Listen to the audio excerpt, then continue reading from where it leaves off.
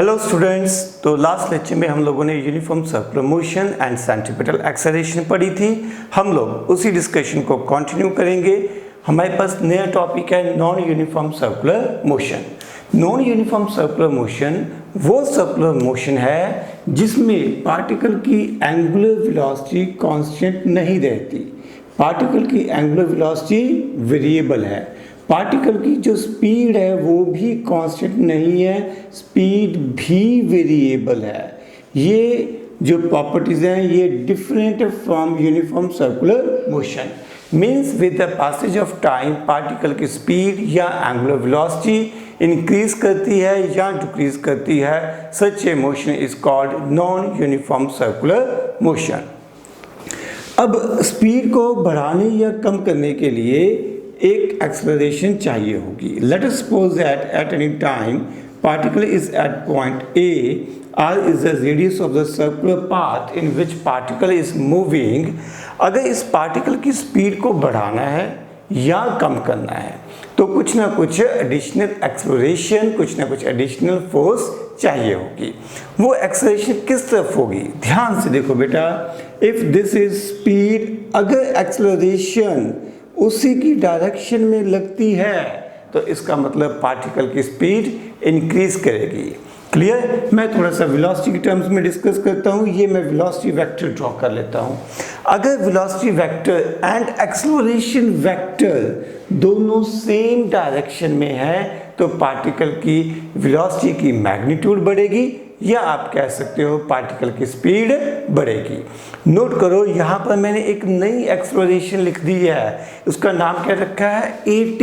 AT stands for tangential acceleration. Tangential acceleration वो acceleration जो कि टेंजेंट के अलोंग एक्ट करती है।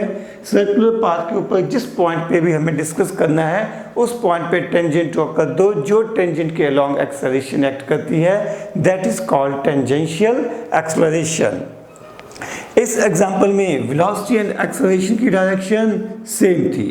अगर वेलोसिटी एंड टेंजेंशियल एक्सेलरेशन की डायरेक्शन डिफरेंट हो जाए, डिफरेंट का मतलब यहाँ पर है अपोजिट हो जाए, इनके बीच का एंगल 180 डिग्री हो जाए तो पार्टिकल की स्पीड कम होगी या magnitude of velocity will decrease.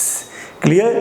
तो ये भी एक्सेलरेशन किस तरफ है? टेंजेंशियल। मींस जो टेंजेंशियल एक्सेलरेशन है या तो वेलोसिटी के पैरेलल है या एंटी पैरेलल, पैरेलल और anti parallel to the velocity vector। Clear? तो definitely there must be some tangential acceleration। बात को ध्यान से सुनो। लास्ट लेक्चर के बिल्कुल एंड में हमने ये बात कही थी कि अगर स्पीड को कांस्टेंट रखना है एंड पार्टिकल को सर्कुलर पाथ में घुमाना है तब भी हमें एक एक्सेलरेशन चाहिए ही चाहिए। उस एक्सेलरेशन का काम क्या था? पार्टिकल की डायरेक्शन ऑफ मोशन को चेंज करना। वहाँ पर हमने ये डिस्कस किया था कि acceleration is called centripetal acceleration, acceleration that acts toward the centre of the circular path along the radius. यही था। तो ये सेंट्रीपिटल एक्सेलरेशन तो है ही है, इसने तो लगना ही लगना है। इसके बिना तो कोई पार्टिकल कभी भी सर्कुलर पाथ में घूम ही नहीं सकता। क्लियर? सेंट्रीपिटल तो है ही है। अब इसके साथ क्या ऐड हो गई है? Tangential acceleration. नोट करो, दोनों के बीच का एंगल 90 डिग्री है। Centripetal acceleration and tangential acceleration acts at 90 degree to each other. Clear? Tangential acceleration is responsible for the change in magnitude of velocity या for the change in speed. अगर velocity और tangential acceleration की direction same है तो speed बढ़ेगी। अगर velocity and tangential acceleration की direction opposite है तो स्पीड कम होगी। सेंट्रीपिटल एक्सेलरेशन ने ना स्पीड को बढ़ाना है ना कम करना है, इसने तो सिर्फ वेलोसिटी की डायरेक्शन को चेंज करना है क्योंकि सर्कुलर पाथ में घुमाने के लिए जरूरी है हर मोमेंट पे, हर पल पे, हर पोजीशन पे पार्टिकल की जो डायरेक्शन ऑफ मोशन है वो लगातार चेंज होती रहे। Clear? Next we have angular acceleration। जिस तरह से हमने लीनियर एक्सेलरेशन डिफाइन की थी, ठीक वैसे ही हम लोग यहाँ पर एंगुलर एक्सेलरेशन डिफाइन करते हैं। Angular acceleration is defined as the ratio of change in angular velocity and the corresponding time taken. Change in angular velocity and the corresponding time taken. It is denoted by symbol alpha. It is a vector quantity. Change in angular velocity, final angular velocity minus initial angular velocity upon time taken for this change या corresponding time taken. आप angular acceleration को लिख सकते हो delta omega by delta T. Clear? तो vector में डाल ही रहा हूं, it is clear, it is a vector quantity, it is a vector quantity. अगर ये वेक्टर क्वांटिटी है तो इसकी डायरेक्शन है, अगर इसकी डायरेक्शन है तो किस तरफ है? It is again an axial vector act along the axis of circular path. वो तो ठीक है, ये आउटवर्ड है या इनवर्ड है, कंसेप्ट क्या है? जिस तरफ चेंज इन एंगुलर वेलोसिटी है वो इसकी डायरेक्शन है, जिस तरफ चेंज इन एंगुलर वेलोसिटी है। इसको मैं एक्सप्लेन करता हूं। मान लीजिए कि एक पार्टिकल सर्कुलर पाथ में घूम रहा है। सपोज उसकी इनिशियल एंगुलर वेलोसिटी थी 10 रेडियन पर सेकेंड एंड उसकी फाइनल एंगुलर वेलोसिटी थी 20 radian per second. Both are in clockwise direction. This is anti-clockwise, तो both are in anti-clockwise direction. तो अगर मैं right hand thumb rule apply करता हूँ तो थंब बाहर की तरफ आता है, omega minus omega 1 minus omega 2 दोनों ही बाहर की तरफ हैं। दोनों का डिफरेंस हम अभी कैलकुलेट करके देखेंगे। हमें देखना है चेंज इन एंगुलर वेलोसिटी। इसका फॉर्मूला होगा ओमेगा 2 माइनस ओमेगा 1, ये आ जाएगा 10 रेडियन पर सेकेंड। ये वैल्यू पॉजिटिव आई है, यानी कि डायरेक्शन किस तरफ है? आउटवर्ड ही है। क्लियर? बट खुदा ना खास्ता अगर यहाँ पर थोड़ा सा चेंज होता, अगर आपके पास ओमेगा 1 की वैल्यू 40 रेडियन पर सेकेंड होती एंड ओमेगा 2 की वैल्यू होती 20 रेडियन पर सेकेंड, इस केस में जब आप चेंज लिखते तो ये नेगेटिव में आता। क्लियर? चेंज के लिए फॉर्मूला क्या है? Final value minus initial value, तो ये नेगेटिव में आता।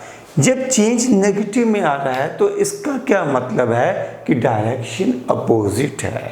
मीन्स अगर ओमेगा 1 ओमेगा 2 की डायरेक्शन outward है perpendicular to the plane of board, then alpha angular acceleration because of this negative sign will be acting in the opposite direction, यानी कि in inward direction. Clear बच्चों? यानी कि मोटे से तौर पे कि या तो अल्फा की डायरेक्शन ओमेगा की डायरेक्शन में होगी या अल्फा की डायरेक्शन ओमेगा से अपोजिट होगी, बट दोनों ही केस में ये एक्सियल वेक्टर तो रहेगा। अगर एंगुलर स्पीड बढ़ रही है, एंगुलर वेलोसिटी बढ़ रही है तो direction of omega and alpha is same. अगर एंगुलर वेलोसिटी कम हो रही है तो direction of omega and alpha are opposite. इसके यूनिट्स क्या आएंगे? हमारे पास एंगुलर वेलोसिटी के यूनिट्स होते हैं रेडियन पर सेकेंड, टाइम के साथ डिवाइड कर दिया, ये बन गया रेडियन पर सेकेंड स्क्वायर। इसके लिए डायमेंशनल फार्मूला क्या आएगा? एंगुलर वेलोसिटी का होता है m0 L0 t minus 1 divided by हमने टाइम कर दिया, ये बन जाएगा m0 L0 t minus 2। This is dimensional formula of angular acceleration. बढ़िया। And next we have relation between tangential acceleration and angular acceleration. लिखिए heading, relation between tangential acceleration and angular acceleration. This is very important relation. हम लोग आगे एक chapter आएगा rotational motion, उसमें भी इस रिलेशन को बहुत बार यूज करने वाले हैं। तो लिखिए relation between tangential acceleration and angular acceleration. Tangential acceleration का सिंबल था at, एंगुलर एक्सेलरेशन का सिंबल है हमारे पास अल्फा। हम लोगों ने फॉर्मूला पढ़ रखा है v is equal to are into omega. मैं अजम्पशन लेके चल रहा हूँ कि एक पार्टिकल सर्कुलर पाथ में घूम रहा है in a circle of radius r, at any time speed of the particle is v and particle is moving with angular velocity omega and there is some tangential as well as angular acceleration in the particle. Clear? Taking derivative on both sides with respect to time. दोनों तरफ हमने derivative लिया with respect to time. r यहाँ पर radius को represent कर रहा है and radius is a constant quantity for a circular motion. तो r बिना डेरिवेटिव के आ जाएगा, यानी कि डेरिवेटिव के बाहर आ जाएगा। dv by dt rate of change of speed, क्या लिख सकते हो आप लोग? मैग्नीट्यूड ऑफ एक्सेलरेशन, ठीक है। बेटर तो है rate of change of velocity, this represent acceleration. Rate of change of angular velocity, this represent angular acceleration. तो हमारे पास रिलेशन बन जाता है a is equal to are into alpha. क्या ये क्लियर है बच्चों? ओके, अब हम लोग इसको वेक्टर फॉर्म में लिख सकते हैं। In vector form it is written as a is equal to alpha cross r। Vector product की फॉर्म में इसे ऐसे लिखा जा सकता है, अल्फा क्रॉस r। ठीक वही कंसेप्ट जब हमने v का फॉर्मूला लिखा था, हमने लिखा था ओमेगा क्रॉस r। आप लोग याद रखने के लिए इस बात का ध्यान रख सकते हो कि दोनों रिलेशन में जो r है वो राइट साइड में आता है। क्लियर? अब अगला पॉइंट, सर्कुलर मोशन में या तो एक एक्सेलरेशन होती है या तीन एक्सेलरेशंस एक साथ होती हैं। ठीक है, लिखो in circular motion there will be either one acceleration और there will be three accelerations. Let us try to understand कि इस लाइन का मीनिंग क्या है। There will be either one और थ्री एक्सेलरेशंस। मान लो मेरे पास है uniform circular motion. Uniform circular motion का मतलब है कि ओमेगा की वैल्यू रहेगी कांस्टेंट। अगर ओमेगा कांस्टेंट है तो अल्फा की वैल्यू क्या हो जाएगी? जीरो। अल्फा क्या है? Rate of change of angular velocity. Rate of change of angular velocity और किसी भी कांस्टेंट का डेरिवेटिव होता है zero. Omega will remain constant, इसका मतलब अल्फा की वैल्यू जीरो हो जाएगी। अब अगर ओमेगा कांस्टेंट है, इसका मतलब v स्पीड की वैल्यू भी कांस्टेंट है। अगर स्पीड की वैल्यू कांस्टेंट है तो टेंजेंशियल एक्सेलरेशन भी जीरो होगी, पॉसिबल ही नहीं है। ठीक है, टेंजेंशियल एक्सेलरेशन का काम क्या था? सिर्फ स्पीड की वैल्यू को बढ़ाना या कम होना। अगर ओमेगा कांस्टेंट है तो स्पीड कांस्टेंट है, स्पीड कांस्टेंट है तो टेंजेंशियल एक्सेलरेशन संभव ही नहीं है। तो इसका मतलब सिर्फ एक ही एक्सेलरेशन बची, वो है सेंट्रीपिटल एक्सेलरेशन। इसकी वैल्यू नॉन जीरो होगी। सेंट्रीपिटल एक्सेलरेशन के बिना तो कोई भी पार्टिकल सर्कुलर पाथ में घूम ही नहीं सकता। अगर ओमेगा कांस्टेंट भी है तब भी पार्टिकल को लगातार अपनी डायरेक्शन चेंज करनी पड़ेगी and there will be acceleration called centripetal acceleration. यानी कि यूनिफॉर्म सर्कुलर मोशन में पार्टिकल के ऊपर एक ही एक्सेलरेशन लगती है, सेंट्रीपिटल एक्सेलरेशन। जब हम बात करते हैं non uniform circular motion, non uniform circular motion में सिचुएशन में काफ़ी चेंजेस आते हैं। उस केस में हमें पता है कि ओमेगा की वैल्यू कांस्टेंट नहीं है। अगर ओमेगा की वैल्यू कांस्टेंट नहीं है तो इसका मतलब अल्फा की वैल्यू भी नॉन जीरो होगी, यानी कि angular acceleration will definitely present. So at the same time we can say that tangential acceleration भी प्रेजेंट होगी। सेंट्रीपिटल एक्सेलरेशन को तो होना ही होना है। सेंट्रीपिटल एक्सेलरेशन के बिना तो कोई भी बॉडी सर्कुलर पाथ में घूम ही नहीं सकती। तो अब आप देखो यहाँ पर 3 तरह की एक्सेलरेशंस आ गई हैं, angular acceleration, tangential acceleration and centripetal acceleration. Centripetal acceleration के लिए फॉर्मूला अभी हमें ड्राइव करना है, बट एक बार मैं आपको समझाने के लिए इस आर्टिकल में लिख देता हूँ ओमेगा स्क्वायर आर, ठीक है। यहाँ एक फॉर्मूला होता है वी स्क्वायर बाय आर। ये 2 कॉमन रिलेशन है, एक और होता है बाद में डिस्कस करेंगे।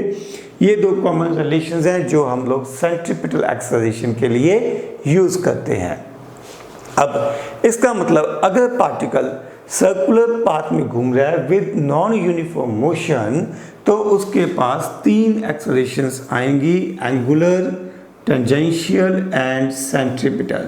Suppose this is direction of motion, ये ओमेगा इस तरफ हो जाएगा, मतलब घूम पार्टिकल किस तरफ है, anti clockwise. Of course omega will be perpendicular to the board in outward direction. अगर मैं इसको 3 डायमेंशन में ड्रॉ करने की कोशिश करूं, ये जो मेरे लाइन है ये बेसिकली आउटवर्ड डायरेक्शन को रिप्रेजेंट कर रही है, तो ओमेगा किस तरफ होगा, आउटवर्ड डायरेक्शन में होगा। ये हमारे पास होगी वेलोसिटी की डायरेक्शन, ये हमारे पास होगी सेंट्रीपिटल एक्सेलरेशन की डायरेक्शन। टेंजेंशियल एक्सेलरेशन वेलोसिटी के अलोंग भी हो सकती है, वेलोसिटी के अपोजिट भी हो सकती है। तो मैं ये लेता हूँ tangential acceleration is along the tangent along towards radius towards velocity vector.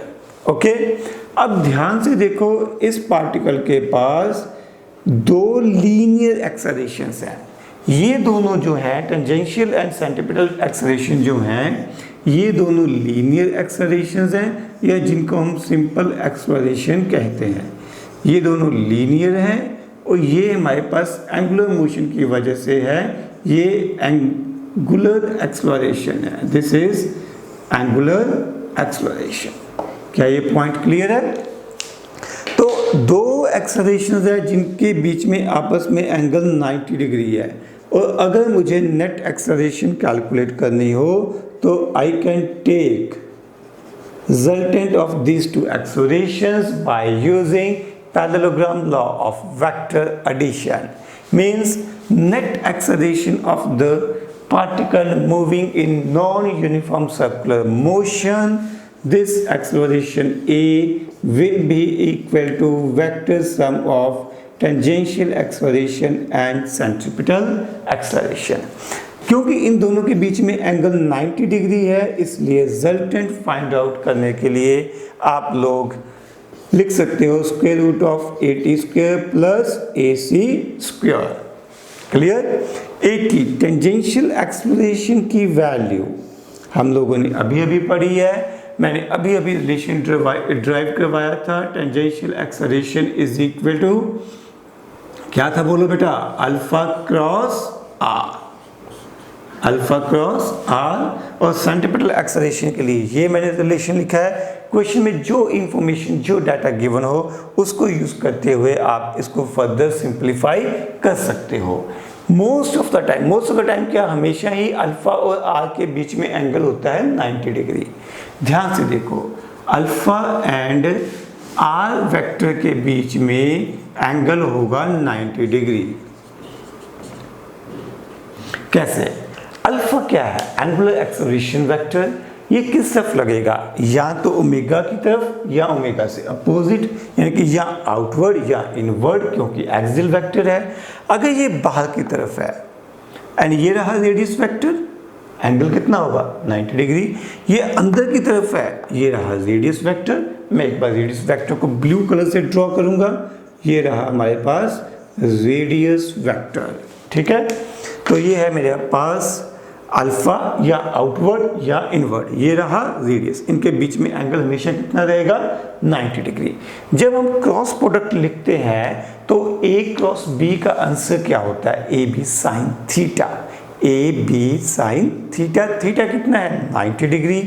यानी कि अगर मुझे टेंजेंशियल एक्सेलरेशन लिखनी है तो इसकी वैल्यू होगी alpha are sign 90।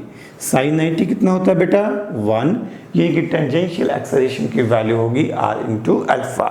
I can substitute this value here r into alpha whole square plus centripetal acceleration की वैल्यू कितनी है, ओमेगा स्क्वायर इंटू आर या वी स्क्वायर बाय आर, मैं एक वैल्यू लिख देता हूँ। तो ये फार्मूला मेरे पास बन जाएगा net acceleration of the particle moving in non-uniform circular motion. Now ये मेरे पास आई बेसिकली मैग्नीट्यूड ऑफ एक्सेलरेशन, है ना। डायरेक्शन अभी पेंडिंग है। डायरेक्शन को देखने का बेटा तरीका हमें पता है, थ्रू एंगल। आप कोई भी एंगल रेफरेंस ले सकते हो। मैं इस एंगल को अगर थीटा मान लूँ, किसके साथ, जो रेडियस वेक्टर के साथ, रेडियस वेक्टर थोड़ा गलत शब्द हो जाएगा, रेडियस के साथ बनने वाला जो एंगल है, अगर मैं उसे रेफरेंस मान लूँ, या आपकी इच्छा है आप इस एंगल को भी रेफरेंस मान सकते हो, अल्फा, ठीक है, किसके साथ है, ये वेलोसिटी वेक्टर के साथ एंगल है। तो उस केस में मैं यहाँ पर tan अल्फा लिख पाऊंगा। tan अल्फा की वैल्यू क्या आएगी, परपेंडिकुलर अपॉन बेस। परपेंडिकुलर ये रहा हमारे पास AC, बेस कितना है 80। अब AC और 80 लिखते हुए वेक्टर्स नहीं लिखने हैं, क्योंकि हम ट्रिग्नोमेट्री अप्लाई कर रहे हैं। ट्रिग्नोमेट्री हम ट्रायंगल, ठीक है, ज्योमेट्री अप्लाई कर रहे हैं, और ज्योमेट्री में कोई वेक्टर नहीं होते हैं, ना परपेंडिकुलर की कोई डायरेक्शन है, ना कोई बेस की डायरेक्शन है।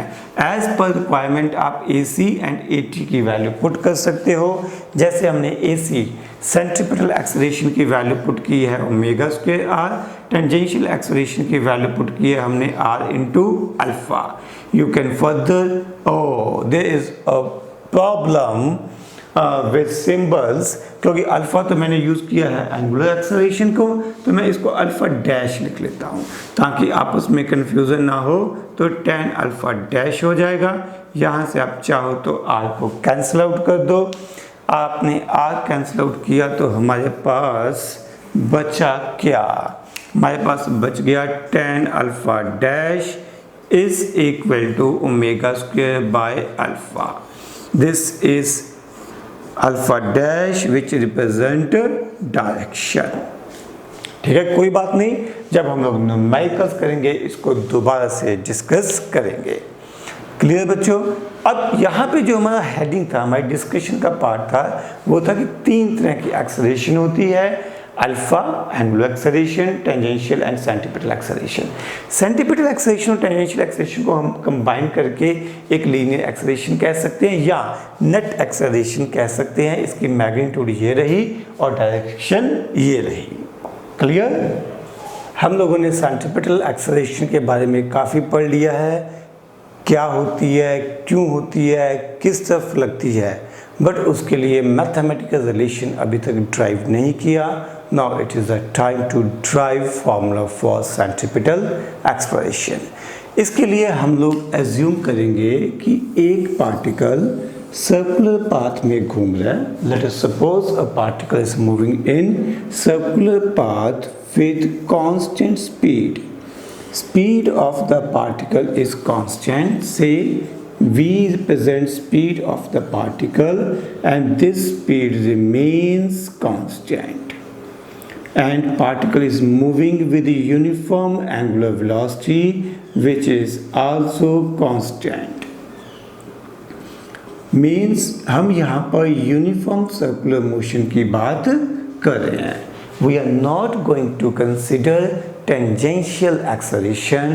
We are not going to consider angular acceleration. Okay.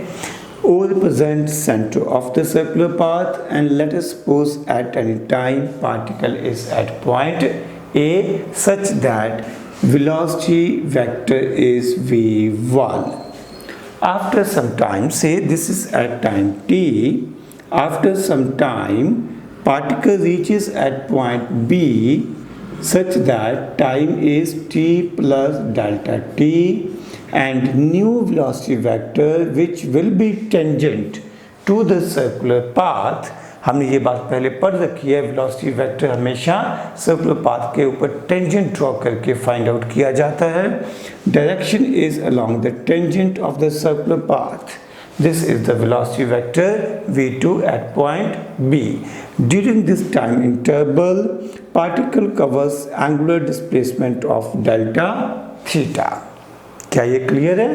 जो assumptions मैंने यहाँ पे ली हैं वो यहाँ पर मैंने एक बार लिख दी हैं। अगर तो मैं आपको लाइव पढ़ा रहा होता तो मैं डिक्टेट करवा के आपको लिखवाता, बट यहाँ पर मैंने पहले से लिख रखी हैं, आप लोग नोट डाउन कर लीजिएगा स्कूल एग्ज़ाम के लिए, या दोबारा से जब भी आप कभी इसको पढ़ोगे रिवाइज करोगे तब ये बड़ा इम्पॉर्टेंट हो जाएगा। क्या ये क्लियर है? अब हमारा टारगेट क्या है? एक्सेलरेशन फाइंड आउट करना।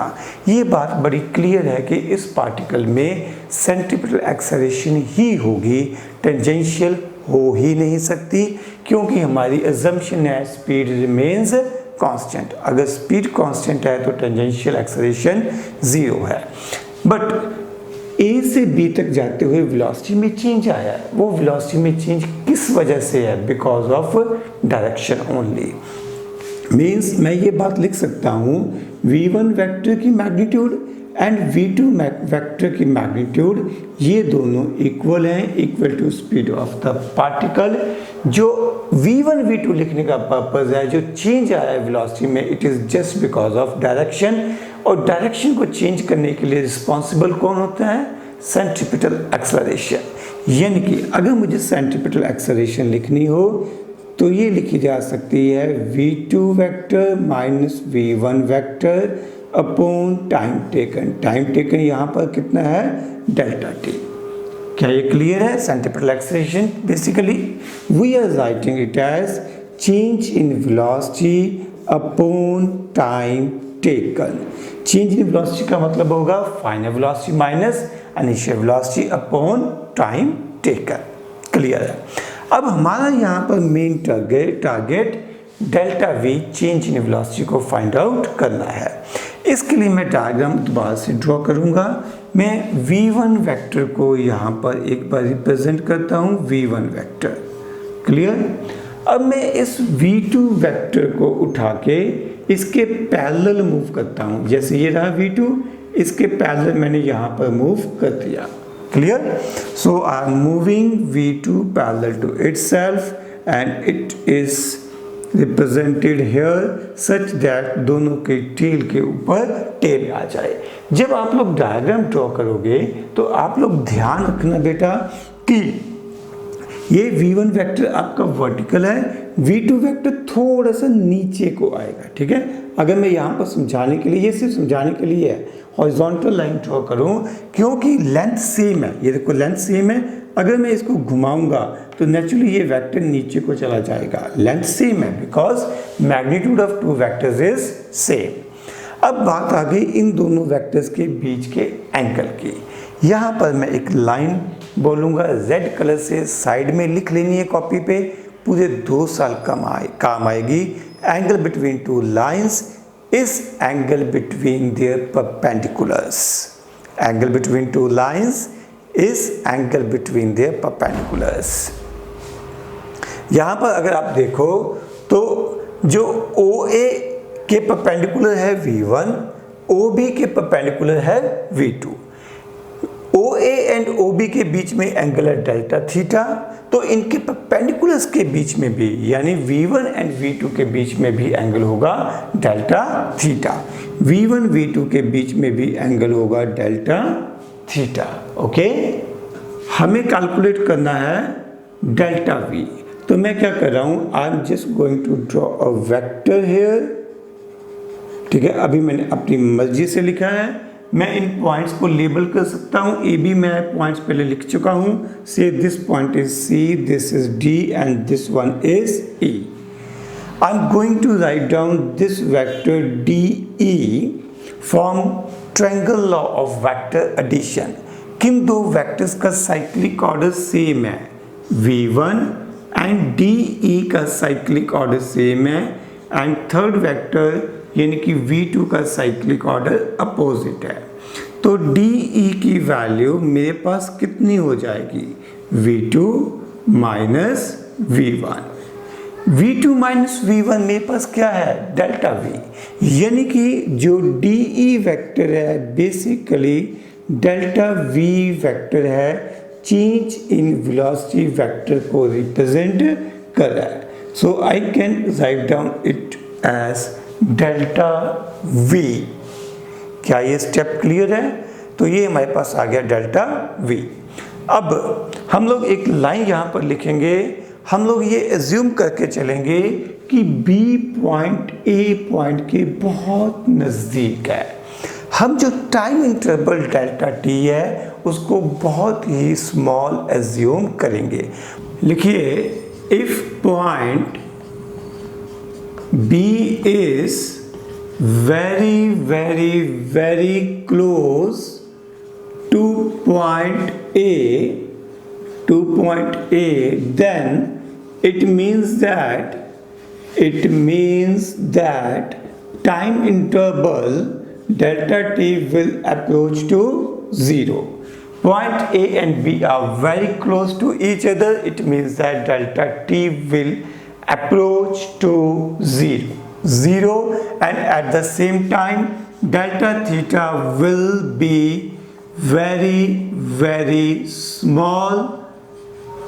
डेल्टा थीटा और डेल्टा टी दोनों बहुत छोटे हो जाएंगे। पॉइंट बी अगर यहाँ पे आ जाता है, बहुत नज़दीक आ जाता है, डायग्राम में थोड़ा नीचे जाना पड़ेगा, हमें इस डेल्टा थीटा को भी छोटा करना पड़ेगा। तो हम लोग यहाँ पर ड्रॉ कर रहे हैं सर्कुलर मोशन, इसमें पॉइंट ए एंड बी बहुत क्लोज आ रहे हैं, ठीक है। इससे ज़्यादा क्लोज बनाऊंगा तो आपको वीडियो में क्लियर दिखाई नहीं देगा, बट मेरे मन की इच्छा जो है वो बी पॉइंट बिल्कुल ए के नज़दीक रखने की है, ठीक है। बट आप लोग समझ सकते हो कि जैसे जैसे बी ए पॉइंट के नज़दीक आएगा डेल्टा थीटा की वैल्यू कम होती चली जाएगी, ठीक है। अगर डेल्टा थीटा की वैल्यू कम होती चली जा रही है, इसका मतलब यहाँ पर भी ये जो एंगल है वो छोटा होता चला जाएगा। हमें ध्यान में है कि angle between two lines is angle between their perpendiculars, mean अब जो डेल्टा वी है वो कहाँ पर आएगा, कैन यू ड्रॉ दिस। क्योंकि डायग्राम बहुत ही छोटी बन रही है, कोई ऑप्शन नहीं है मेरे पास, एक्चुअल फीलिंग दिलाने के लिए ऐसे ही बनानी पड़ेगी, बट डेल्टा वी यहाँ पे आएगा। This is vector delta we. अब आप लोग कंसेप्ट को समझिए, ये हमारे पास आ गया डेल्टा वी। डेल्टा वी की डायरेक्शन को देखिए किस तरफ आ रही है। डेल्टा वी की डायरेक्शन अगर मैं डायग्राम पे बनाऊं, ये V1 के लगभग परपेंडिकुलर आ रही है। इस डायग्राम में लगभग परपेंडिकुलर है, एक्चुअल में ये एग्जैक्टली परपेंडिकुलर होगी। मीन्स अगर मैं ए पॉइंट पे यहाँ पर वेलोसिटी वेक्टर v1 ड्रॉ करता हूँ तो जो डेल्टा v वेक्टर है वो मेरे पास a वेक्टर के परपेंडिकुलर आएगा। देखो बेटा, इस डायग्राम में डेल्टा v कहाँ पे बनाया गया है, v1 के हेड के ऊपर। मैं इसको उठा के यहाँ पे शो कर देता हूँ, यानी कि it will be along the radius vector, along the radius towards the centre of the circular path. क्या ये क्लियर है? तो हम यहाँ पर ये एज्यूम करके चल रहे हैं डेल्टा टी अप्रोचेस टू 0, तो ये वैल्यू बन जाएगी dt। हम मान के चल रहे हैं डेल्टा थीटा अप्रोचेस टू 0, तो इसको भी जरूरत पड़ने पर मैं यहाँ पर d थीटा लिख लूँगा। अब हम लोगों को एक फॉर्मूला याद है, theta is equal to L by R। I am going to apply that formula, theta is equal to L by R। Theta है एंगल, तो इस डायग्राम में ये एंगल थीटा की जगह मैं डेल्टा थीटा या डी थीटा लिख लूँ। अब तो डी थीटा भी लिख सकते हैं क्योंकि हमने अजम्पशन ले लिया है कि time interval approaches to 0। Length of arc ये होगी, ये वैल्यू कितनी होगी मेरे पास, magnitude of vector delta v। देखो बेटा, ये हमारी ज्योमेट्री है, ज्योमेट्री में हम सिर्फ मैग्नीट्यूड्स लेते हैं। r क्या है, रेडियस। इस बार v1 v2 दोनों की मैग्नीट्यूड सेम है और दोनों इस केस में रेडियस को रिप्रेजेंट करेंगे, तो मैं लिख सकता हूँ यहाँ पर मेरे पास आएगी v, speed of the object, and speed means constant. अब मैं यहाँ पर इसको भी डेल्टा वी लिखने की जगह बेटा और बेटर लिखते हैं, इसको हम डी वी लिख लेते हैं, क्योंकि हमने एज्यूम कर लिया है कि टाइम इंटरवल अप्रोचेस टू 0। अगर टाइम इंटरवल 0 को अप्रोच कर रहा है तो delta theta change in angular displacement will be very very small, hence change in Hence change in velocity will also be very very small। तो यहाँ पर मैं डेल्टा वी की जगह dv लिखूंगा तो बेटर फीलिंग आएगी। तो dv होगा, इसको क्रॉस मल्टीप्लाई कर लेते हैं, v into D theta is equal to magnitude of dv dividing both sides with respect to time, या आप लिख सकते हो dividing both sides with dt, दोनों साइड्स dt के साथ डिवाइड कर दो, हमारे पास बनेगा dv by dt, d theta by dt क्या होता है हमारे पास ओमेगा, dv बाय dt क्या होता है a। तो a बेसिकली ये क्या है, दिस रिप्रेजेंट सेंट्रीपिटल एक्सेलरेशन, तो सेंट्रीपिटल एक्सेलरेशन की वैल्यू बन जाएगी v into omega. Centripetal acceleration is v into omega. अगर आपको याद हो कि v का फॉर्मूला हमने पढ़ा था r इंटू ओमेगा, v की वैल्यू अगर यहाँ सब्स्टिट्यूट कर दी जाए तो सेंट्रीपिटल एक्सेलरेशन का फॉर्मूला क्या बन जाएगा, r omega into omega mean centripetal acceleration is equal to r omega square. Another formula to represent centripetal acceleration। एक और फॉर्मूला हम लोग लिखेंगे यहाँ पर फॉर सेंट्रीपिटल एक्सेलरेशन। यहाँ पर देखो बेटा, इस रिजल्ट को ड्राइव करते हुए मैंने v को एलिमिनेट कर दिया, v की वैल्यू सब्स्टिट्यूट की थी इस इक्वेशन से यहाँ पर, ठीक है ना। अब मैं अगले स्टेप में ओमेगा को एलिमिनेट कर दूंगा।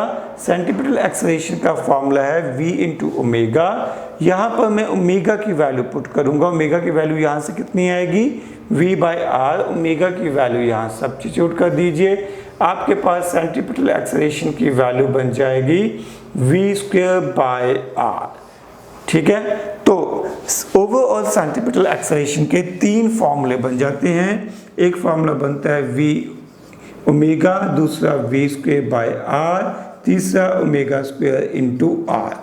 ये सभी के सभी रिलेशंस आपको याद रखने पड़ेंगे पूरे 2 साल। ये लगभग हर चैप्टर में जब भी सर्कुलर मोशन की बात होगी सब जगह पे ये डिस्कस होंगे ही होंगे।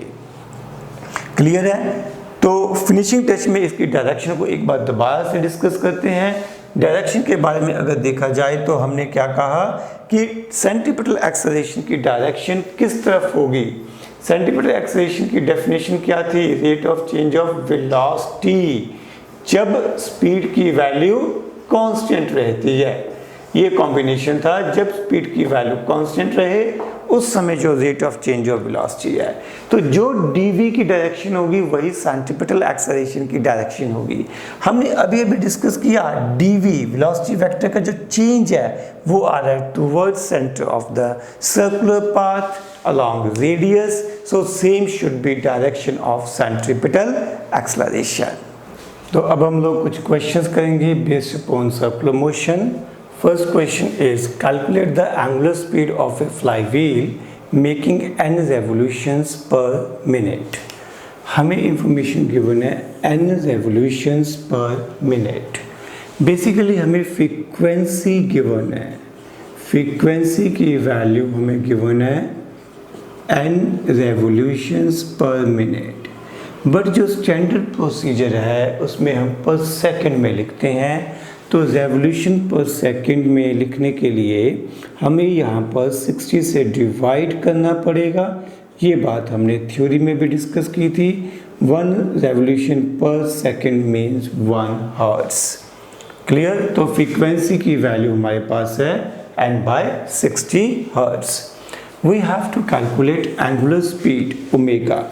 ओमेगा के लिए बेटा हम लोगों ने यूनिफॉर्म सर्कुलर मोशन के लिए 2 फॉर्मूले लिखे थे, 2π/t या 2π into nu. t stands for time period and nu stands for frequency.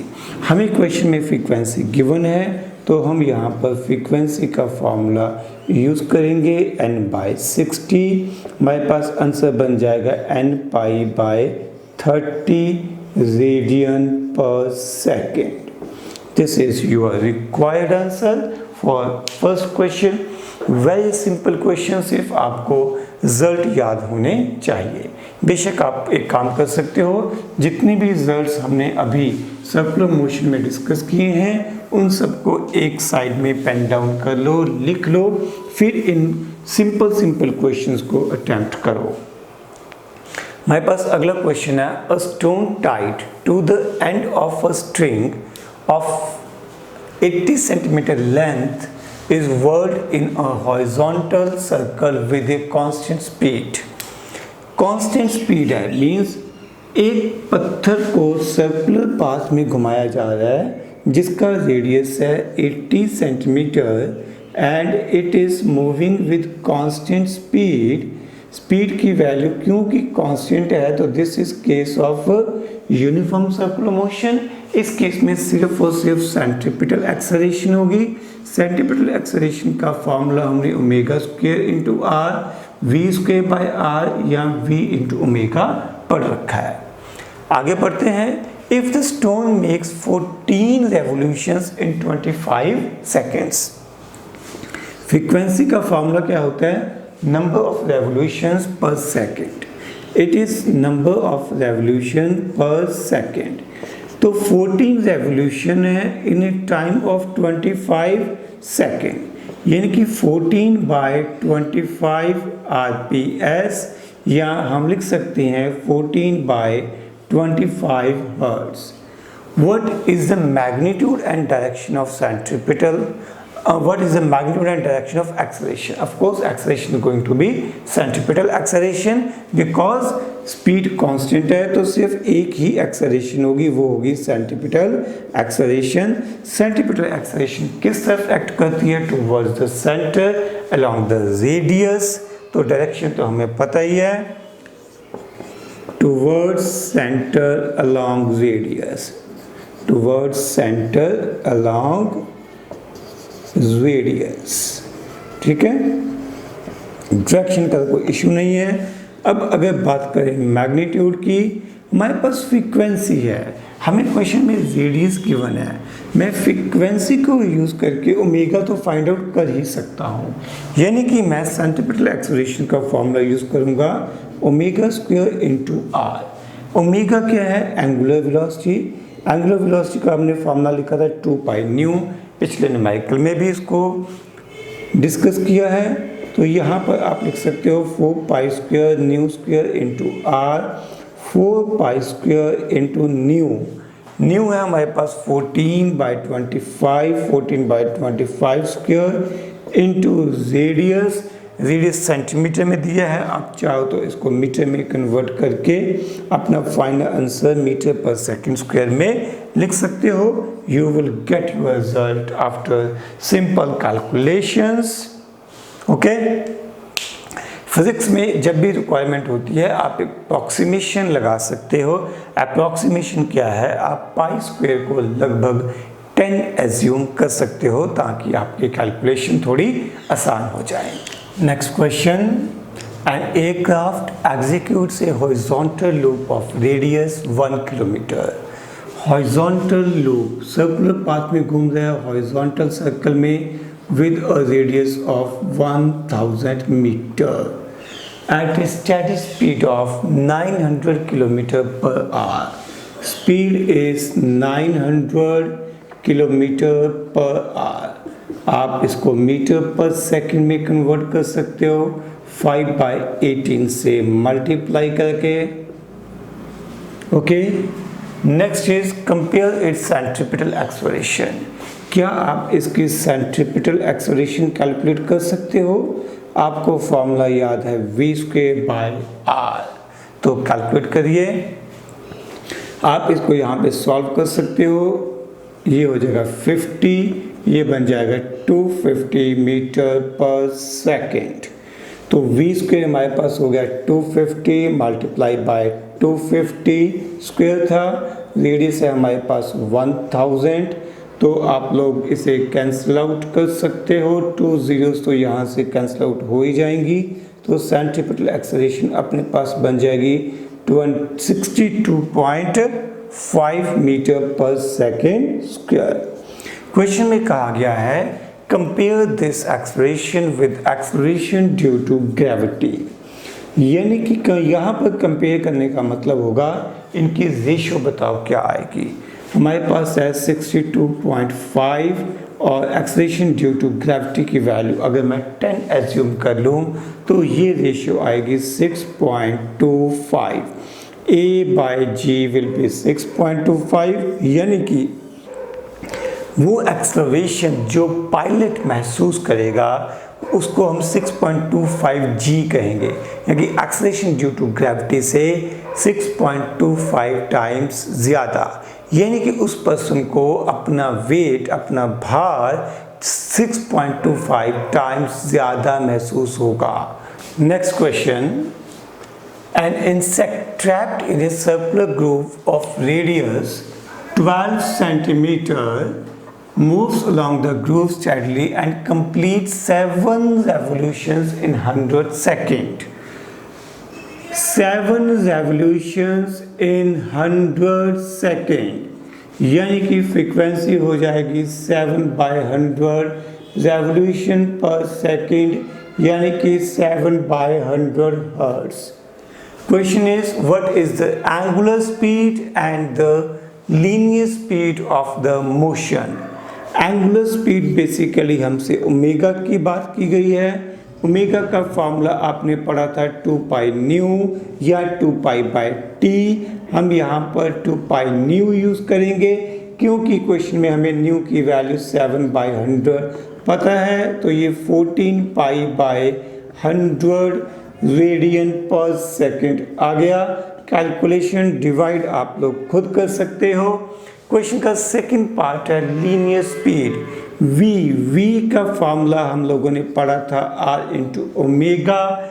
R हमें क्वेश्चन में 12 सेंटीमीटर गिवन है, तो 12 सेंटीमीटर 12/100, ताकि मैं इसको मीटर पर सेकंड में कन्वर्ट कर सकूं, तो ये मेरे पास आ गया आंसर मीटर पर सेकंड। यहाँ पर एक पॉइंट ध्यान देना है बच्चों कि फॉर्मूला है V is equal to R omega. V के यूनिट्स क्या है? स्पीड के यानी कि मीटर पर सेकंड। R क्या है हमारे पास? रेडियस के यूनिट्स क्या है हमारे पास? मीटर। ओमेगा क्या है? एंगुलर स्पीड, और एंगुलर स्पीड के यूनिट्स अगर आप रेडियन पर सेकंड लिखोगे तो दोनों तरफ से यूनिट्स जस्टिफाई नहीं होंगे। इसलिए इस जस्टिफिकेशन के लिए हम कई बार या बहुत बार एंगुलर स्पीड के यूनिट्स पर सेकंड भी लिख देते हैं। रेडियन बेसिकली सप्लीमेंट्री यूनिट है, उसको हटा दिया जाता है, तो हम मीटर पर सेकंड लिख देते हैं। क्लियर जी? तो यहाँ पर आपके पास V की वैल्यू आ जाएगी। क्वेश्चन का सेकंड पार्ट क्या है? Is the acceleration vector a constant vector? क्या एक्सेलरेशन वेक्टर कांस्टेंट है? क्योंकि V या ओमेगा इन दोनों की वैल्यू तो कांस्टेंट है, बट आंसर इज कौन सी एक्सेलरेशन लगेगी? Centripetal acceleration. And centripetal acceleration की मैग्नीट्यूड तो कांस्टेंट है, बट इसकी डायरेक्शन लगातार चेंज होती रहेगी। यहाँ पर है टूवर्ड्स नेगेटिव एक्स एक्सिस, यहाँ पर कुछ एंगल पे है, थर्ड केस में है टूवर्ड्स नेगेटिव वाई एक्सिस, फिर से इसकी डायरेक्शन चेंज हो गई है। Means centripetal acceleration is not a constant vector as its direction keep on changing. Of course इसकी जो मैग्नीट्यूड है वो कांस्टेंट रहेगी। एंड क्वेश्चन का जो लास्ट पार्ट है, इसकी मैग्नीट्यूड क्या है? सेंट्रीपिटल एक्सेलरेशन की मैग्नीट्यूड का फॉर्मूला आप यूज़ कर सकते हो omega square into R. Omega आप लोगों ने फाइंड आउट कर रखा है 14 pi by 100 whole square multiply by R. Radius हमें 12 सेंटीमीटर गिवन है। आप चाहो तो इसको मीटर में कन्वर्ट करने के लिए 100 से डिवाइड कर दो, आपके पास इसके यूनिट्स बन जाएंगे मीटर पर सेकंड स्क्वायर। कैलकुलेशन आप लोग खुद कर सकते हो। Next question, the radius of the earth orbit around the sun is. Earth sun के अराउंड रिवॉल्व कर रही है and distance between earth and sun is given. हमने ये वैल्यू 1 एस्ट्रोनॉमिकल यूनिट पहले याद की थी, उसकी एग्जैक्ट वैल्यू अपने मन में एक बार बोलो, 1.496 इंटू 10⁻11 मीटर। बट क्वेश्चन में हमें उसको थोड़ा राउंड ऑफ करके गिवन है 1.5 into 10 power 11 metre. Calculate the angular and linear velocity of the earth. Angular velocity यानी कि ओमेगा की मैग्नीट्यूड हम यहाँ पर ढूंढेंगे, डायरेक्शन ढूंढने का कोई कंसर्न है नहीं यहाँ पर as such. 2 pi by T, T क्या है? अर्थ को सन के अराउंड एक चक्कर लगाने में जो टाइम लगता है वो कितना है? 365 डेज।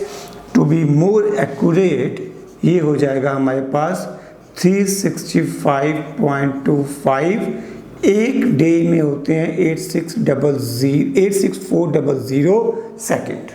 तो ये वैल्यू हमारे पास बन जाएगी in radian per second. On calculation you will get this value nearly equal to 2 into 10⁻⁻7 radian per second.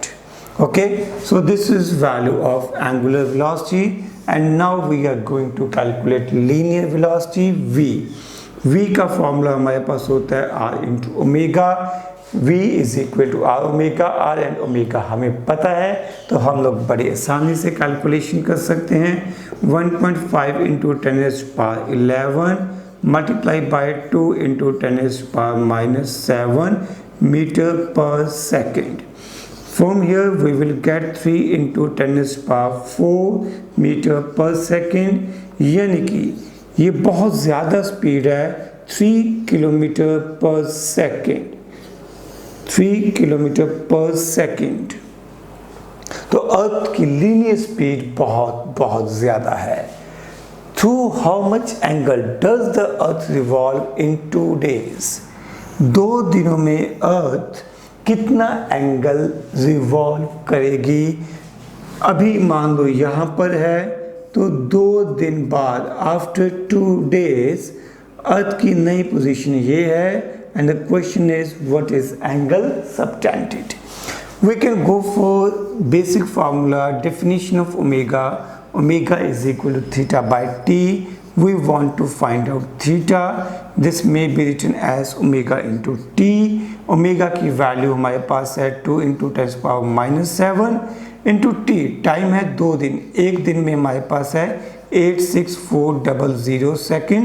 On calculation you will get this value in terms of radian. ठीक है, you will get this value, you can do calculation.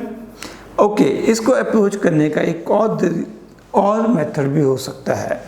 हम लोग simple unity method use कर सकते हैं। हम मान सकते हैं कि अर्थ परफेक्ट सर्कुलर पाथ में घूम रही है, इसका मतलब 2 पाई एंगल सबटेंड करने में कितना टाइम लगता है?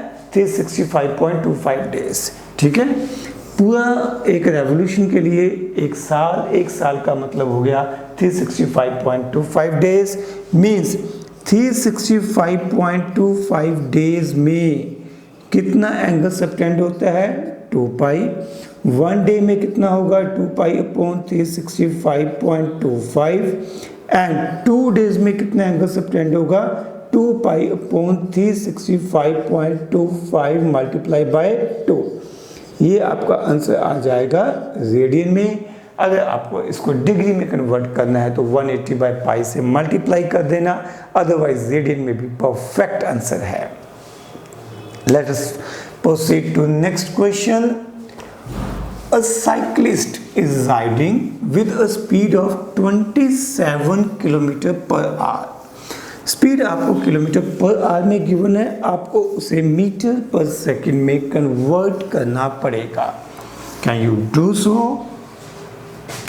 स्पीड आपको गिवन है 27 किलोमीटर पर आवर। अगर हम इसे मीटर पर सेकंड में कन्वर्ट करेंगे तो 5/18 से मल्टीप्लाई करेंगे, ये 3/2 9 से कैंसिल आउट हो जाएगा, 15/2 यानी कि 7.5 मीटर पर second. As he approaches circular turn on the road, वो एक सर्कुलर टर्न ले रहा है, मुड़ रहा है।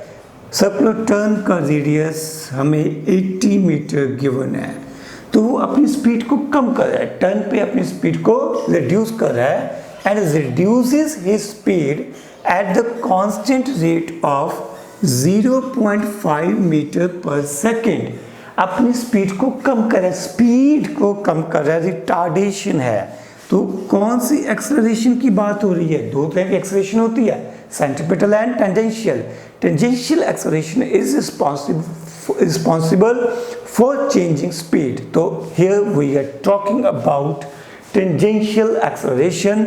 सेंट्रीपिटल एक्सेलरेशन का काम तो सिर्फ और सिर्फ डायरेक्शन को चेंज करना है। So this is tangential acceleration given to us. What is the magnitude and direction of net acceleration? तो इस साइक्लिस्ट के पास दो एक्सेलरेशंस होंगी, एक स्पीड कम करने की वजह से टेंजेंशियल एक्सेलरेशन, और दूसरी, ठीक है, ये स्पीड को कम कर रही है, ध्यान में रखना है, और दूसरी एक्सेलरेशन होगी because it is moving in circular path. Circular path में किसी भी पार्टिकल को घूमने के लिए जो एक्सेलरेशन चाहिए that is called centripetal acceleration. तो टेंजेंशियल एक्सेलरेशन हमारे पास इस बार वेलोसिटी की डायरेक्शन के अपोजिट होगी बिकॉज स्पीड इज रिड्यूसिंग, क्योंकि उसने ब्रेक्स अप्लाई की है। So let us go for calculation of centripetal acceleration.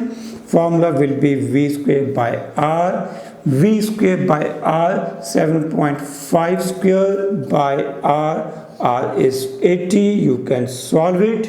मेरे पास सेंट्रीपिटल एक्सेलरेशन की वैल्यू ऑन कैलकुलेशन 0.7 मीटर पर सेकेंड स्क्वायर दे रखी है। क्लियर? तो this is centripetal acceleration, we have tangential acceleration. तो net acceleration can be calculated using parallelogram law of vector addition. तो हमारे पास नेट एक्सेलरेशन की वैल्यू आ जाएगी square root of AC square plus AT square, है ना, याद होगा आपको। AC की वैल्यू है 0.7, इसका स्क्वायर किया 0.49, यहाँ पर AT का स्क्वायर किया 0.25, ये अपने पास बन जाएगा 0.74 square root. On calculation this value comes out 0.86 meter पर second square. This is value of net acceleration, but ये हमारे पास सिर्फ आई है magnitude. If we want to find out direction we need to calculate angle theta. हम किसी भी साइड के साथ इधर इधर कहीं पे भी एंगल ढूंढ सकते हैं।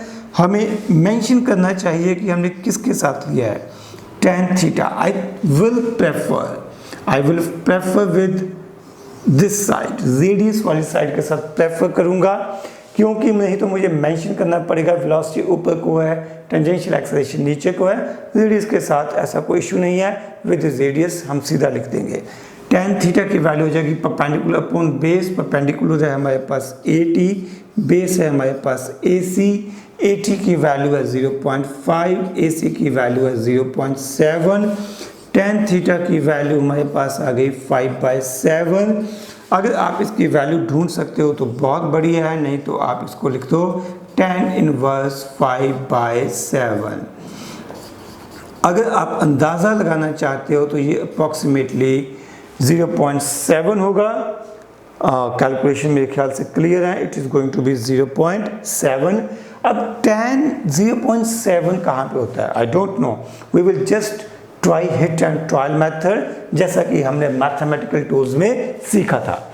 तो आपको याद होगा tan 30 डिग्री कितना होता है, 1/√3, यानी कि 1.732/3, this comes out 0.523, approximately 0.58 approximately.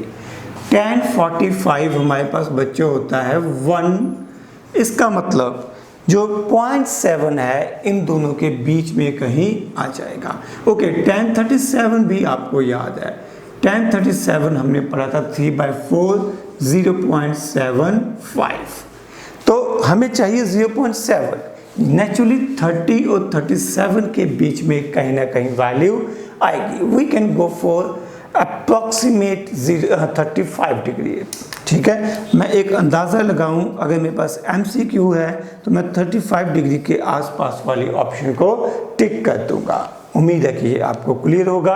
अगर इधर से 35 डिग्री आया है, मान लो आपने इस डायरेक्शन के साथ मेंशन किया है, तो naturally 90 minus 35 means 55 degree answer आपका बन जाएगा ऑन द अदर साइड। अब हम लोग यहाँ पर कुछ एक कंसेप्चुअल पॉइंट्स डिस्कस करेंगे। First point is tachometer. Tachometer क्या है? It is a device which is used to measure rotational speed of a vehicle.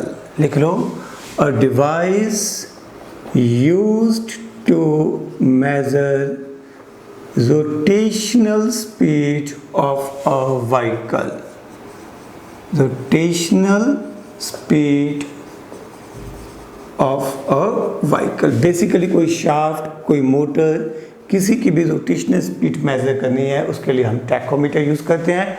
हमारे स्कूटर्स, कार्स के ऊपर एक मीटर लगा रहता है जो कि हमें इंस्टेंटेनियस स्पीड बताता है। Basically that is tachometer.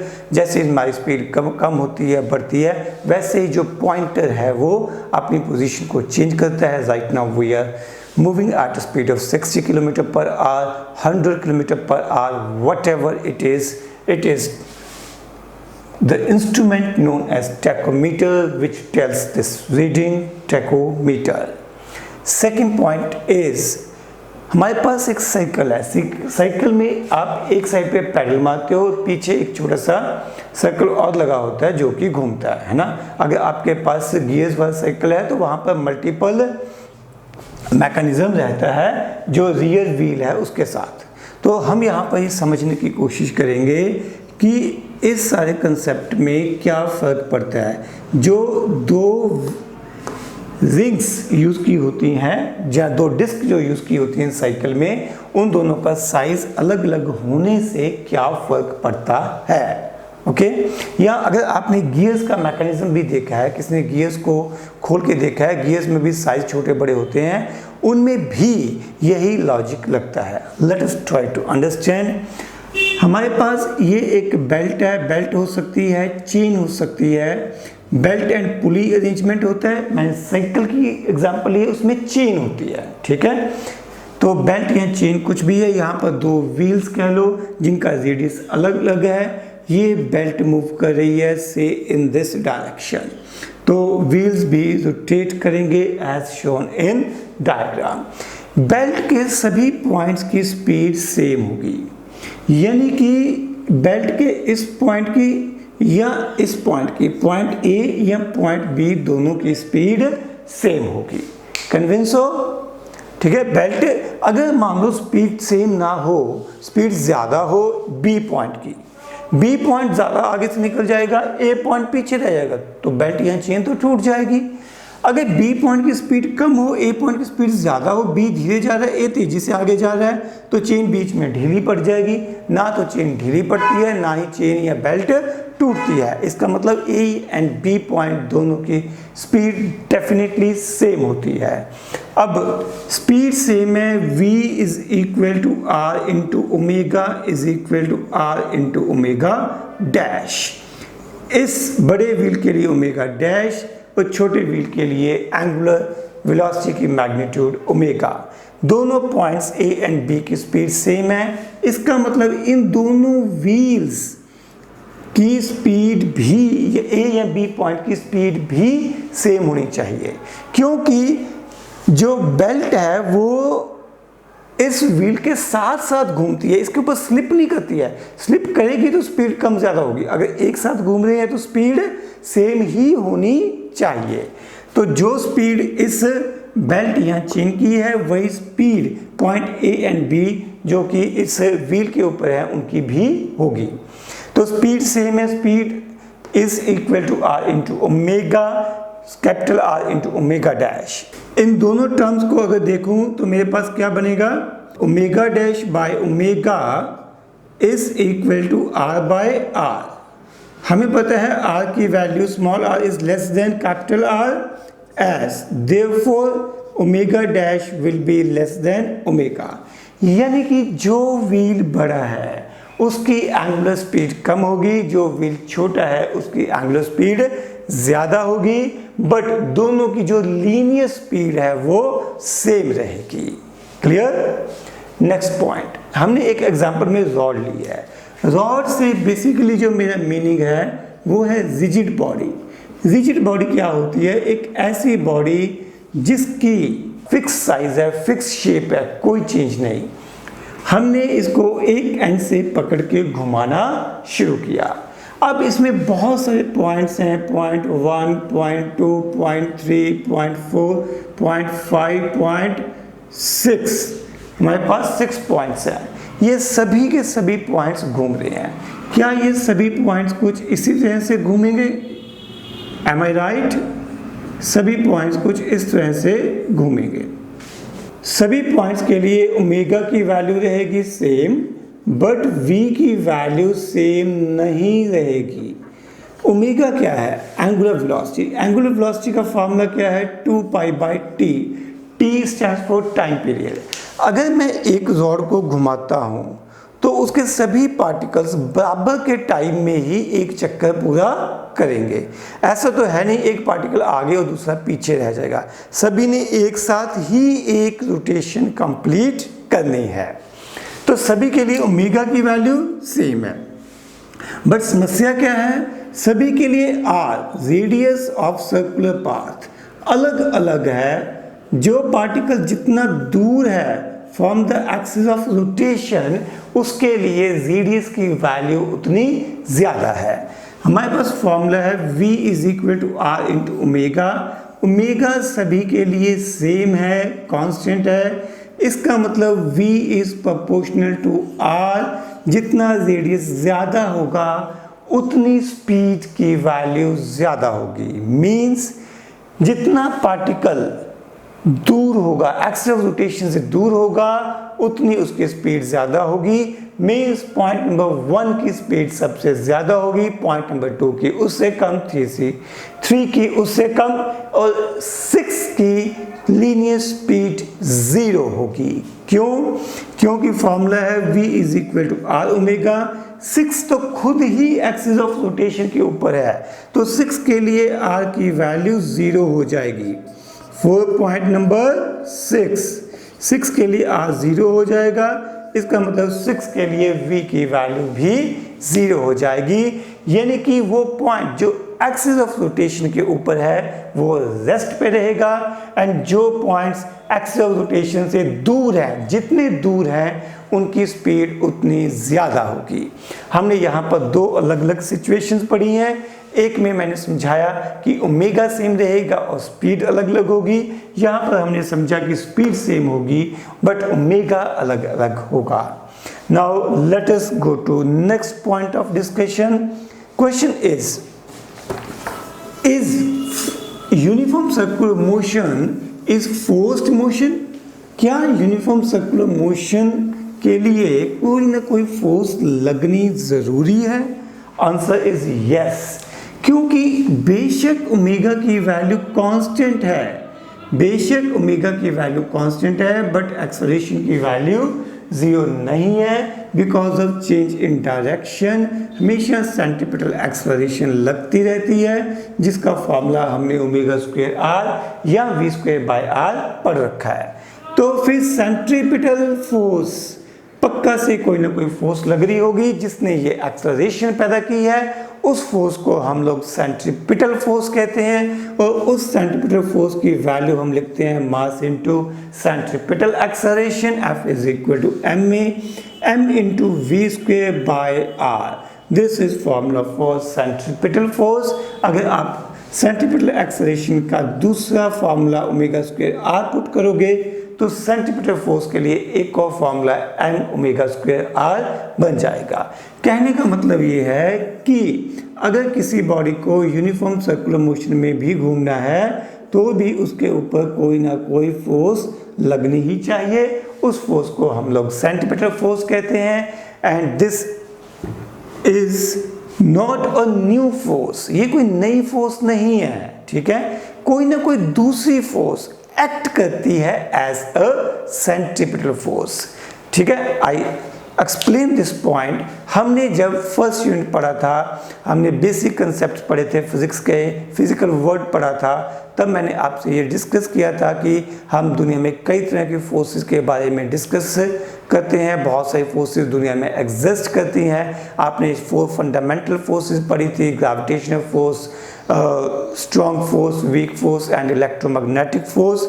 ठीक है, उसके बाद मैंने कहा था कि जब हम प्रैक्टिकली डिस्कस करते हैं तो हम कुछ और फोर्सेस जैसे कि टेंशन की बात करते हैं, of course that is electromagnetic in nature, frictional force की बात करते हैं, तो और कई फोर्सेस को हम डिस्कस करते हैं। हमने अभी तक उनमें बीच बीच में कहीं ना कहीं टेंशन या ग्रेविटेशनल फोर्स की बात कर रखी है। ग्रेविटेशनल फोर्स जिसका फॉर्मूला जा तो आप mg, या आपको याद होगा आप Gmm/r², Newton's law of gravitation के थ्रू आप ये फॉर्मूला लिखते हो। टेंशन T रस्सियों में, स्ट्रिंग में, चेन में, रोप में जो खिंचाव पैदा होता है, दिस इज कॉल्ड टेंशन। ये हमने वेक्टर्स में भी पढ़ा था। हमने कहा था कि tension is a pulling force, चीज़ों को खींचती है, and it always act along the length of a string, length of string के अलॉन्ग लगते हुए चीज़ों को खींचती है। तो जब मैं इन फोर्सेस को काउंट कर रहा था तो उसमें कहीं पे भी मैंने सेंट्रीपिटल फोर्स को डिस्कस नहीं किया था। ठीक है, बेसिकली इनमें से ही कोई फोर्स सेंट्रीपिटल फोर्स की तरह एक्ट करती है। जैसे अगर हम एक रस्सी के साथ एक पत्थर बांध के उसको घुमाना शुरू कर दें, रस्सी के साथ पत्थर बांध के उसको घुमाना शुरू कर दें, तो उस केस में इस रस्सी में एक खिंचाव पैदा होगा जिसको हम क्या कहते हैं, टेंशन कहते हैं। वो टेंशन इसी डायरेक्शन में लगेगी, यानी कि जो टेंशन है, tension will act as centripetal force. ठीक है, सेंट्रीपिटल फोर्स कोई नई टाइप ऑफ फोर्स नहीं है, बल्कि जो फोर्सेस हमने पढ़ी हैं उनमें से ही कोई एक फोर्स एक्ट करेगी as a centripetal force. Earth sun के अराउंड घूम रही है, अगर मैं इसको एक सर्कुलर पाथ मानूं, ऑल्दो इट इज एलिप्टिकल, तो अर्थ को भी सन के अराउंड घूमने के लिए हमेशा एक फोर्स चाहिए, that is also centripetal force. उस केस में भी कोई नई फोर्स नहीं है, there is gravitational force of attraction between earth and sun that provides या that act as necessary centripetal force. ठीक है, अगर मैं यहाँ पे एग्जांपल लेता हूँ, सेंटर में हमारे पास सन है, ये अर्थ घूम रही है, अर्थ को सन अपनी तरफ खींच रहा है, यानी कि एक ग्रेविटेशनल फोर्स एक्ट कर रही है। This gravitational force is acting as centripetal force. Gravitational force is acting as centripetal force. फिर मन में ये क्वेश्चन पैदा हो सकता है कि सर अगर ग्रेविटेशनल फोर्स ही है तो हम ये दो रिलेशंस क्यों लिख रहे हैं? Just to make our calculations easy. हमें पता है कि ग्रेविटेशनल फोर्स है, मुझे ग्रेविटेशनल फोर्स पता है, तो मैं उससे अर्थ की स्पीड फाइंड आउट कर सकता हूँ यूजिंग दिस फॉर्मूला। मुझे टेंशन पता है और मुझे पता है कि ये ऑब्जेक्ट है, जो स्टोन है वो सर्कुलर पाथ में घूम रहा है, तो उसे यूज करते हुए मैं स्पीड या ओमेगा की वैल्यू फाइंड आउट कर सकता हूँ, या वाइस वर्सा का मतलब मुझे v या ओमेगा पता है, तो उसे यूज करते हुए मैं टेंशन या ग्रेविटेशनल फोर्स की वैल्यू कैलकुलेट कर सकता हूँ। सो कीप इन माइंड कि बेशक मोशन यूनिफॉर्म सर्कुलर मोशन हो, तब भी इसके लिए कोई ना कोई फोर्स रिस्पॉन्सिबल होगी। उस फोर्स को हम सेंट्रीपिटल फोर्स कहते हैं, बट सेंट्रीपिटल फोर्स कोई अलग से एक नई टाइप ऑफ फोर्स नहीं है। जो फोर्सेस हमने पहले पढ़ी हैं, जिसमें से मैंने 2 एग्जांपल्स ली हैं, tension and gravitational force, this act as centripetal force in different situations. आपने नॉर्मल रिएक्शन पढ़ा है, नॉर्मल रिएक्शन भी एक्ट कर सकता है एज ए सेंट्रीपिटल फोर्स। आपने इलेक्ट्रोस्टैटिक फोर्स पढ़ी है, इलेक्ट्रोस्टैटिक फोर्स में act as centripetal force. Electromagnetic यानी कि मैग्नेटिक फोर्सेस में also act as centripetal force. पूरे 2 साल हम लोग सेंट्रीपिटल फोर्स को अपने साथ पकड़ के रखेंगे बहुत जगह, बार बार जब भी हम +2 में इलेक्ट्रोस्टैटिक्स पढ़ेंगे, +2 में मैग्नेटिक इफेक्ट्स ऑफ करंट पढ़ेंगे, सब जगह हम लोग सेंटीमीटर फोर्स के कंसेप्ट को यूज़ करते रहेंगे। ओके, इसी के साथ मेरी तरफ से आज का लेक्चर समाप्त होता है। नमस्कार।